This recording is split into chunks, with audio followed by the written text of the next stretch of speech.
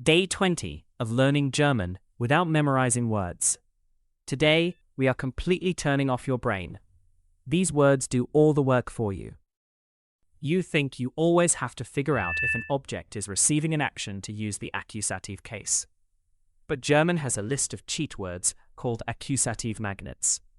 Words like für or ohne have an automatic magnetic pull. The second a masculine noun touches them, it instantly zaps from der into den.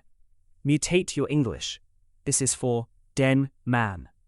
Or I go without den dog. Look how easy. Das ist für den Mann. Ich gehe ohne den Hund. You don't need to analyze the sentence. If you see the magnet, you drop the verb into the den slot. Period. Stop overthinking grammar. Just look for the magnets.